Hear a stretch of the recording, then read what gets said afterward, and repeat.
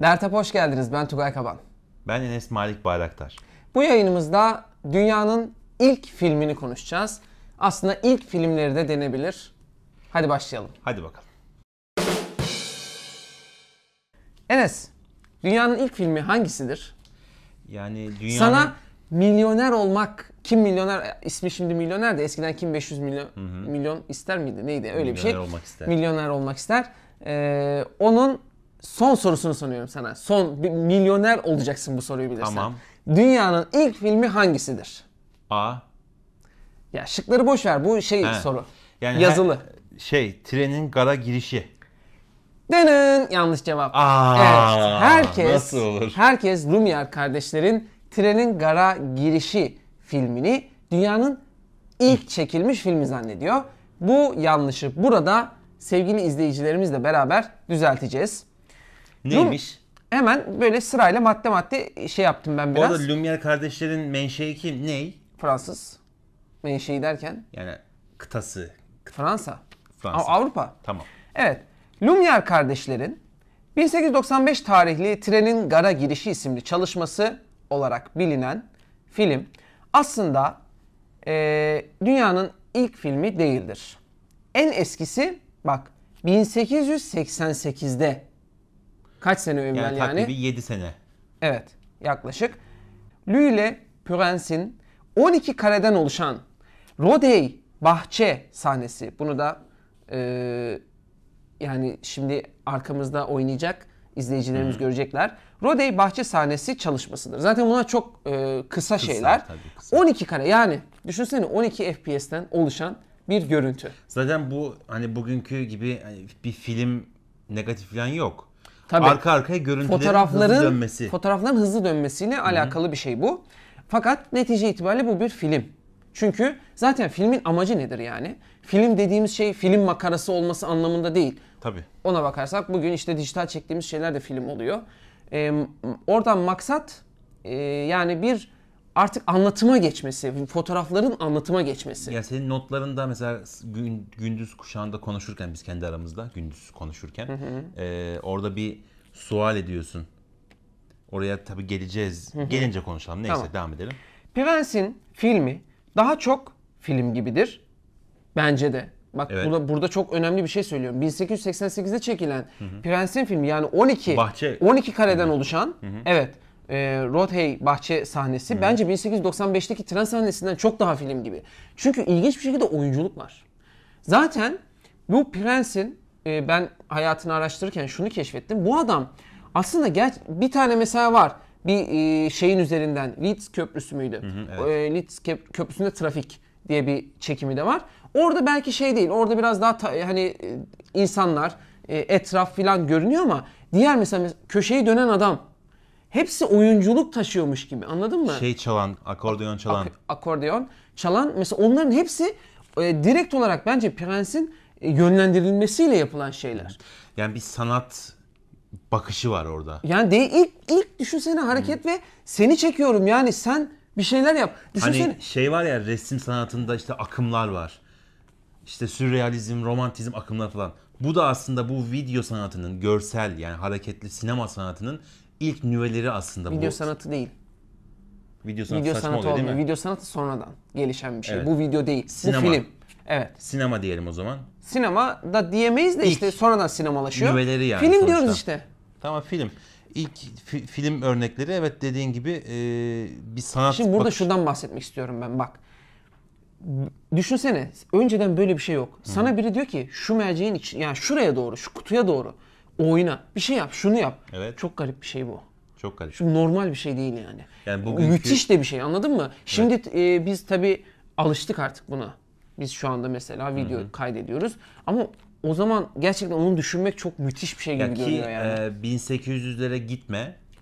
Gel bu tarafa doğru. 1900'lerin 20'ler, 1930'lar artık hani Birinci Dünya Savaşı zamanları ve sonrası çekilen İstanbul'daki mesela görüntülere bak. Hani biz Evet. kendi milletimizi biliyoruz, tanıyoruz Evet. diye. Bak oraya. Orada da çok garip. Zaten Aynen. onların garip olduğu yani onların da garipsediğini anlıyorsun izlerken. Anlıyorsun. Ve hani çocuklar biraz daha odak noktasını oraya çeviriyorlar. hareket halindeler. Daha çok olgun, hani orta yaş ve üst yaştaki onlar fotoğraf insanlar çekiliyormuş gibi. Umrunda değilmiş havasına giriyorlar. Bir de fotoğraf çekiyormuş poz yani veren durma biçiminde sürekli. Rotey bahçesinde o bahçedeki oynayan insanlar zaten prensin şeyleri, ailesinden insanlar. Kayınpederi, çocuğu. Orada çok garip şeyler var. Şimdi arkada da oynuyor. Tabii bizim başımızdan tam ne kadar görünüyor. İzleyicilerimiz onları araştırıp yazıp bakabilirler filmlere ayrıca. Zaten 1 dakika, yarım dakika, çok kısa. Yarım dakika bile değil. Hı-hı. Çok kısa şeyler. Yani orada mesela o bir tane yaşlı bir kadın var. Şu tarafta kalıyor. Böyle geri geri gidiyor gibi oluyor. Çok değişik bir oyun oynuyorlar orada. Yani bir şey artık halay çekiyor gibi hani. Ya bu Downton Abbey diye bir dizi vardı, hatırlarsın. Evet. Hani oradaki o hissiyattan mütevellit o biraz şeyi veriyor, izlerken biraz onu aldım. Veriyor. Yani evet. Sonuçta o oranın kültürü, dansıdır, oyunudur, çocuklarla bizdeki kutu pensenin farklı bir versiyonu belki orada oynuyor. O dediğin gibi o hareketler falan orada şey yapıyor. Dünyanın ilk filmi olarak Rothay bahçe sahnesini gösterebiliriz. Fakat aslında bu bildiğimiz ikinci film. Evet. Çünkü biri de var bunun. Yine bizzat Le Prince tarafından çekilmiş fakat bu kaybolmuş. Tabii ki o zaman zaten yani bunları korumak bir bu gibi... köşeye dönen adam var mesela. O bundan sonra. Sonra mı? Zaten şöyle 1888'de bunların çoğu. Anladın mı? Ya bu Prens bunları 1888'de geliştiriyor. Sürekli deniyor. Şimdi zaten onun sonunu şey yapacağız hayatının. Sadece 2 saniye süren bu sahne 14 Ekim 1888'de Leeds'teki Le Prince Hall'un bahçesinde, yani biraz önceki bahsetmiş Rothay bahçesi. Bak 2 saniye sürüyormuş. Biz bir de yarım dakika diyoruz yani. Bu yarım dakika dememin sebebi işte yavaşlatıyorlar, tekrar sarıyorlar falan, öyle yarım dakika oluyor. 2 saniye süren 14 Ekim'de çekilmiş ve adam kendi evinde çekmiş bunu. Gördüğümüz 4 karakter Le Prince'in aile üyeleri, oğlu, kayınpederi, Sarah Whitley ve muhtemelen karısı Elizabeth'in arkadaşı olan Annie Hartley'in olduğu söyleniyor bu sahnedekilerin. Mühim değil kim oldukları, yani artık bugün önemli değil en azından. Evet, 1887'de köşede yürüyen, köşeyi dönen adam diyebiliriz. Bak işte 1887 köşeyi dönen adam. Bu aslında bundan da önce. Fakat bu tam olarak film sayılmıyor. Çünkü bu gerçekten fotoğraflarla. Deneme. Ya evet, çok kısa zaten. Yani yarım zaten şöyle bir baktığın zaman o köşeyi dönen adam filmine 2 saniye zaten ondaki deformasyonları da az buçuk algılıyorsun. O sahnenin çekildiği noktayı da aslında Le Prince'in bir anda bir şey bulmuş ve bir anda çekeyim diye heyecanla belki de o sokağa, dükkanın önüne artık neyse çıkıp da onu çektiğini ben biraz hissettim. Ya onu planlamıştır o, şimdi tam olarak öyle. Planlamıştır ama orada naklen bir şeyi anlık yapıyor. Rothay bahçe sahnesini izleyen arkadaşlar şunu göreceklerdir. Filmin sağ tarafında böyle şöyle boşluklar var. O döndürmek için taktığı bir şey, tamam mı? Mesela o diğerinde o da tam yok. Anladın mı? O daha ilkel, yani çevirme de yok, anladın mı? Peş peşe hızlıca geçirme uğraşı var orada zaten o köşeyi dönen adamda.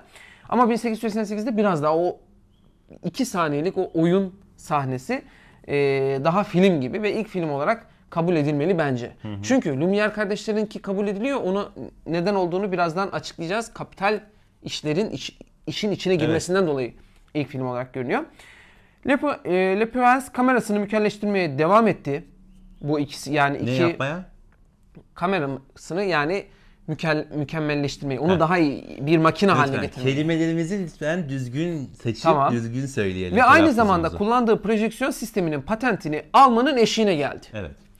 New York'ta halka açık bir gösteri yapmak üzere Fransa'dan yola çıktı. Ancak 16 Eylül 1890'da Dijon ile Paris arasındaki bir tren yolculuğu sırasında gizemli bir şekilde ortadan kayboldu. Sırra kadem bastı adam. Evet. Şimdi ben sana burada bir soru soracağım. Sence Le Prince öldürülmüş olabilir mi? Çünkü bu konuda söylemler var. Ya ben şöyle de düşündüm. Bu o günkü zamana kadar böyle bir şey yok. Tamam, fotoğraf var, sanatı yeni başlamış, iyi veya kötü bir şekilde ilerlemiş. Ama video sanat, yani video sinema anlamında hareketli GIF diyebiliriz belki buna bugünkü mantıktan. Bunun çekimi ilk defa 1887-88'de cereyan ediyor. Lumière kardeşler 1895, 7 yıl sonra. Hani 7 yıl değil de abi 1 yıl, 2 yıl veya 3 yıl gibi bir şey olsa diyeceğim ki öldürüldü. Onu da aslında bir yerde şuradan çürütüyorum. Ama asıl burada öldürülmüş olma ihtimali değil mi? Çünkü zaten olaylar çok peş peşe oluyor. Anladın mı? Yani adamın zaten buluşunu veya işte yapmak istediğini anlayıp bunu adam patent almak üzere. Almak üzere de sonrasında hemen ölüyor. 7 yıl gibi bir zaman geçiyor aradan. Sonra Edison buluyor. Edison o arada bak 1888 ile 1895 arasında Edison bir makine üretiyor.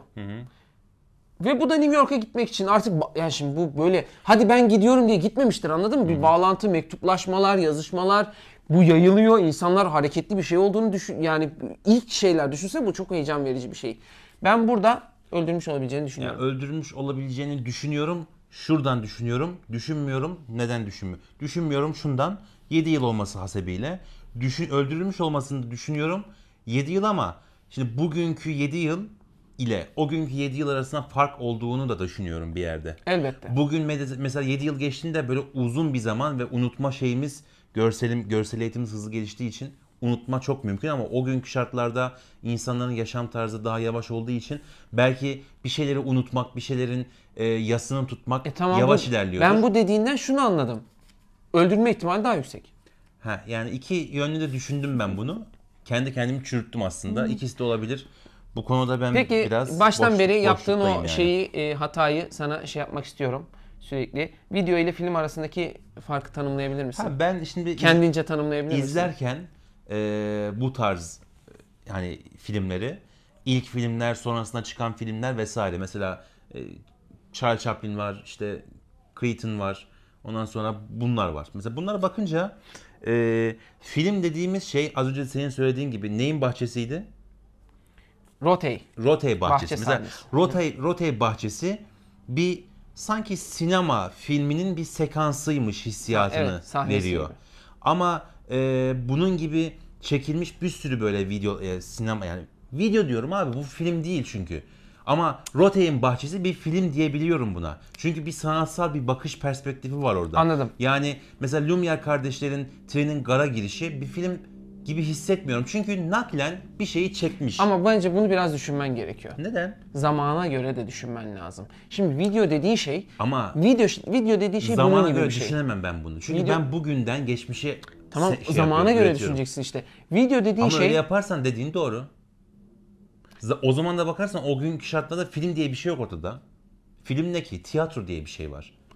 İşte bu film işte ilk kez öyle böyle bir şey ortaya çıkıyor zaten. İşte filmler. Buna film diyemiyorsun işte. Hayır, nasıl? Film şeritleri, adam Lumière kardeşler, ilk film gösterimleri, film şeritleri, ampul yansıtma, bunlar. O zaten bunun film, neden ismi film? O film şeridinden geliyor zaten film asli olarak. Geliyor da zaten şöyle bir şey var.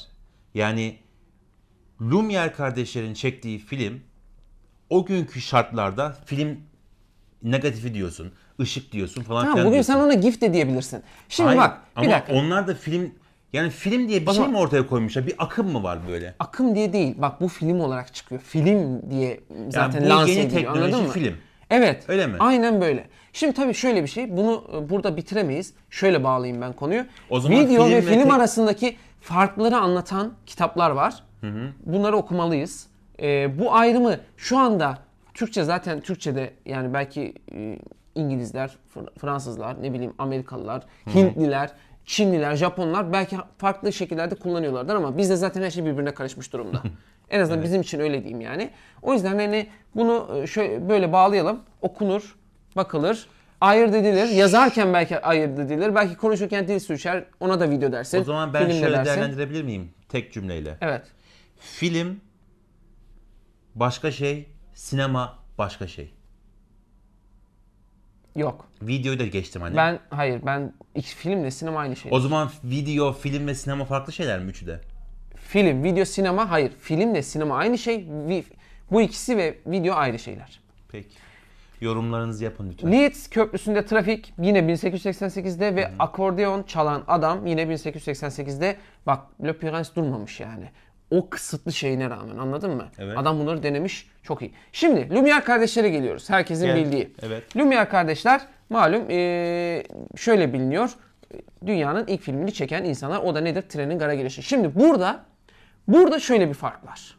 Bak belki bu Le Prince'te de vardı ama adam öldürüldüğü veya öldüğü, yani eceliyle öldüğü için bunları göremedik. Lumière kardeşler bir sinema ortamı oluşturuyorlar. Evet. Yani bir kafe, birileri geliyor. Hatta sonra işte ileride bunu işte kapitale döküp iyice bilet satmaya başlıyorlar gösterim için. Evet. Hatta işte şimdi birazdan bahsedeceğiz. Başka şeyler yapıyorlar. Bu sebeple Lumière kardeşler kabul görüyor. Anladın mı? Adamlar işte şato alıyorlar. Bir şato alıyorlar ve o şatoyu merkez yapıyorlar. Anladın mı? Bu işin merkezi olarak yapıyorlar. Lumière kardeşler işi şirket çapında oluşturdukları için aslında anılıyorlar sinemada ilk olarak. Bence Le Prince anılmalı. Bu film, yani bu videomuzun da, bak ben de film dedim. Bu videomuzun da ana merkezi Le Prince'i tanıtmak bence. Louis Le Prince'i tanıtmak olmalı. Peki sana bir şey soracağım. Ben kameranın karşısına geçsem. Evet. Arkam düz bir fon. Işıklar var. Kamera beni çekiyor. Ağzımda bir sakız. Kameraya sebepsizce farklı duyguları kameraya vererek, sakızı çiğneyerek bunu vermeye çalışıyor. Bu film midir? Film midir, video mudur? Filmdir. Filmle çekiyorsan. Nasıl filmde? Telefon işte. Hayır, kamera. telefonla çekiyorsan. Kamera, telefon. Filmle çeken, yani film ne alaka? Nasıl bir bakış açısı? Video, yani video çekiyorum diyorsun. Bu diyorsun. Aynı akordeon çalan adamın ben bugün sakız çiğneyen ve duygu vermeye çalışan 10 saniyelik bir video bu. Film midir, video mudur? Videodur. Tamam. Devam et lütfen. Sinematografın bazı iştiraklarla tam olarak icat edilmesiyle, bu iştiraklar diyorum çünkü Lumière kardeşler dışarılardan birileriyle çalışmalar yapıyorlar. Anladın mı? Başka mühendislerle vesaire. İle gösterimler yapılmaya başlanıyor ve insanlar bir filmi izlemek için ilk defa para harcıyorlar. Evet. Bu sebeple Lumière kardeşleri biz anıyoruz daha çok. Ve tabii başlangıç olarak, ama işte benim dediğim şu, Le Prince de yapmış olabilir. Belki para almamıştır ama birilerinin toplamış göstermiş olabilir o görüntüleri. Tabii ki. Yani ama adam işte adam zaten şey bir adam. Hani aristokrat kelimesi belki doğru değil. Hani burjuva bir adam zaten. Yorkshire şehrinde yaşıyor. İngiltere'nin en bilinen yerlerinden birinde. Orada böyle bir şey bulacak ki eşini, ailesini, çoluğunu, çocuğunu orada çekmiş bahçede. Bunu etrafına yayınlamayacak ve yani hiç ortada bir şey yokken ben New York'a gidip patentini alacağım fikriyle trene binip yola çıkacak. Böyle bir şey olabilir mi? Tabii ki de yapmıştır. Evet. Şimdi bence en önemlisi, bak bunlar çok hızlı gelişmeye başlıyor gerçekten. Lumière kardeşler durmuyorlar. İşte o şatoyu alıyorlar, şirketi kuruyorlar, sonra gösterimler vesaire. Ve bunun üzerine kameramanlar yetiştiriyorlar. Yani o makinaları kullanabilecek yeni insanlar, onlara öğretiyorlar ve bunları dünyanın başka yerlerine gönderiyorlar. Bak şimdi buradan sonra çok değişik şeyler oluyor. Bunları gönderiyorlar ve bunlar işte çok o süreler içerisinde, anladın mı? 98 mi ne, öyle tam tarihi hatırlamıyorum şimdi, o süreler içerisinde. 1900'lerin başı diyelim. Sonra o görüntüleri getiriyorlar. İskenderiye'ye gönderiyor mesela. Sonra getiriyor ve burada Fransa'da izletiyor insanlara. Yani Mısır'dan görüntüler, İstanbul'dan Evet, görüntüler. bu müthiş bir şey. Ondan sonra. Ve bunu hala yapıyorlar yani. Aradan geçen yıllar sonra. Tabii devam ediyor sürekli, hiç durmuyor. Yani Lumière kardeşler öldükten sonra da devam ediyor. Tabii çünkü artık zaten ondan diğer sonra. ülkelerde Hayır, çekilen ondan videolar sonra bir sürü var. zaten ondan sonra zaten normal gelişiyor. Gelişiyor. Artık başkalarında oluyor, başkaları da üretiyor, onlar da yapıyorlar sonra. O zaten başka. Evet. Daha sonra ise şu düşünce oluşuyor. Hareket eden bir objeyi çeken sabit bir kamera olabiliyorsa, sabit bir objeyi çeken hareketli bir kamera neden olmasın? Ve bunun için de Venedik'teki çekimlerde bir gondolun içerisine kamerayı sabitliyorlar ve gondol giderken şehri çekmeye başlıyorlar. Onlar da şimdi görüntüler olarak yansıyor. Ben bu bilgiyi bilmiyorum. Bu da mı Lumière kardeşleri? Evet. İşte zaten Lumière kardeşleri bugün konuşmamızın ilk başlangıç vesaire bu sebeple. Adamlar belki de işi. Le Prince alabilseydi patentini ve ona bir şey olmasaydı belki de o bunlardan önce yapacaktı. Çünkü arada dediğin gibi 7 sene belki de gibi yapamayacaktı. Çünkü Lumière kardeşlerin belki de inovatif yapıları, hareketli, aksiyoner yapıları belki de ama şimdi şöyle düşün. Lumière kardeşler de şey yapıyor. Amerika'da Edison'un böyle bir şey yaptığını, kineteskop yaptıklarını duyup biz bunun daha iyisini yaparız diye düşünüyorlar. Anladın mı? Yani belki de o sırada Le Prince Amerika'da başka şeyler görecekti ve daha hızlı bir şekilde ilerleyecekti. Olabilirdi yani. Ve Venedik'teki işte bu olay gerçekleşiyor ve bu kameranın sabit olup objenin hareketli olması sinema sanatını, yani sinemanın bir sanat olması yolundaki en büyük sebeplerden biri oluyor. Aynen. Anladın Kameranın mı? sabit. Evet, doğru. Evet, kameranın sabit ve ben sona yaklaşırken şunu not almışım, bunu söylemek istiyorum. Ben o görüntülere, ilk insan akordeon çalan, normal insanlar, gidenler treni, işte tren beklerken binenler, inenler vesaire. Orada şunu keşfediyorum. Her ne kadar farklı milletlerden de olsalar insanlar hep aynı. Evet. Hep aynıydı. Davranışlar mesela o Lumière kardeşlerin çektiği bebekler yemek yiyor gibi bir şey var. O da belki şimdi bulursak onu da koyarız. Oradaki bebeklerin hareketlerine bakıyorum. Ya insanlık hep aynıydı yani. Evet. Yani görüntülerini göremiyoruz yani, mesela işte Napolyon nasıldı? Veya işte daha eskiler yani ne bileyim Mısır'dakiler nasıldı? Ya bu hani Napolyon filminde de ben tekrar böyle bir durup şey yaptım. Daha önce bir Netflix'te film vardı. Biz onu hatta konuşmuştuk. Neydi adı?